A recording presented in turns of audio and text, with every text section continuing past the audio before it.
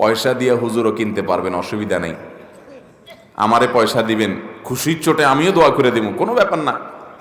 কিন্তু মনে রাখবেন, জান্নাতের মালিক আল্লাহ রব্বুল আলামিনের চোখে ধুলি দেওয়া যাবে। কিন্তু হ্যাঁ, এর মানে এই না যে যারা অন্যায় করে ফেলেছেন তাদের এখন আর মাফ করার পাওয়ার কোনো রাস্তা নেই, সেটা বলছি না। কিন্তু যারা জওয়ান বয়সে অন্যায় করে ফেলেছেন এখনো তাদের মাপ চাওয়ার রাস্তা আছে। আমার এক পরিচিত হাজী সাহেব আছেন, এখনো বেঁচে আছেন, অনেক বয়স হয়ে গেছে। 2003-04 সনের দিকের কথা। আমি তখন মিরপুরের মণিপুরে এক মসজিদে আমি ইমামতি করি। তো এই মুরব্বী উনি ছিলেন একজন সরকারি কর্মকর্তা, পদের নাম বলবো না, বড় সরকারি কর্মকর্তা ছিলেন। তো উনি আমাকে একদিন এসে বলতেছেন, হুজুর বড় বিপদে আছি। আমি কি বিপদ? তো বলে যে আমার ছেলে মেয়েরা সব আমাকে পারলে খায়, মারতে আসে। কারণ আমি কয়দিন পর পর একটা জমি মাদ্রাসায় দিয়ে দিই, একটা মসজিদে দিয়ে দিই, একটা গরিবদেরকে দিয়ে দিই।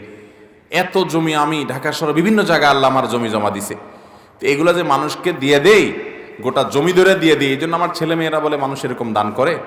মানুষ দান করে 2000, 5000, 10,000 টাকা মসজিদ মাদ্রাসায় দেয়। তুমি যেভাবে গোটা জমি ধরে দিয়ে দিচ্ছ, এইভাবে দিলে তো আমরা ফতুর হয়ে যাব। এভাবে দাও কেন? কারণ ছেলে মেয়েরা সব আমার বিরুদ্ধে খেপা, আমি কি করব?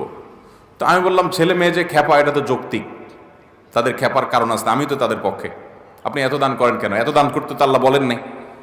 নবী সাল্লাল্লাহু আলাইহি সাল্লাম বলেছেন, তোমার সন্তানদের জন্য কিছু রেখে যাওয়া উত্তম, তা একেবারে তা সব দান করে তাদেরকে খালি হাতে বসায় দেওয়ার চাইতে কিছু রাখেন, আপনি এইভাবে দান করেন কেন? ঠিকই তো বলছে তারা। তখন ভদ্রলোক বড় নিঃশ্বাস ফেলে বলছেন, হুজুর আমার দুঃখ তো আপনিও বুঝলেন না।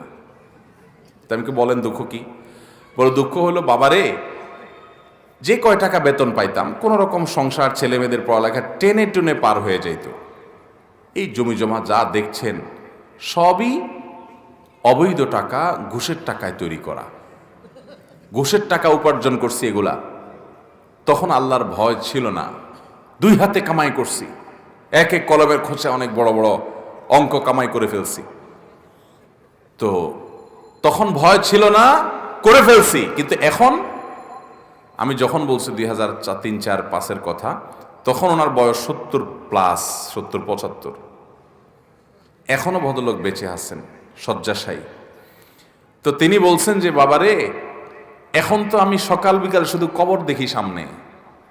আমি বুঝতেছি আমার ছেলে মেয়ে সব ফুর্তি ফার্তার মধ্যে আছে, বাপের সম্পদ আয়েশ মজমাস্তি করে খাবে, ভোগ করবে, দাঁত কচকচ করতেছে, আমি কখন মরবো আর ভাগযোগ করে নিয়ে যাবে, আমি বুঝতে পারতেছি। কিন্তু আমি এটাও জানতে পারতেছি যে কবরে থোয়ার সাথে সাথেই তো আমার শুরু হয়ে যাবে জবাবদিহি। এই জন্য এগুলার মালিক তো আর খুঁজে পাওয়া যাবে না, এই জন্য দিয়ে আমি মুক্ত হচ্ছি, যাতে আমার আখেরাতে আমার ধরা খাওয়া না লাগে। কিন্তু ওদেরকে কে বুঝাবে? এগুলো তো তাদেরকে বলতেও পারি না যে এগুলা সব আমার না, এগুলো সব মানুষের। আস-সুন্নাহ ফাউন্ডেশন, উম্মার স্বার্থে সুন্নাহর সাথে।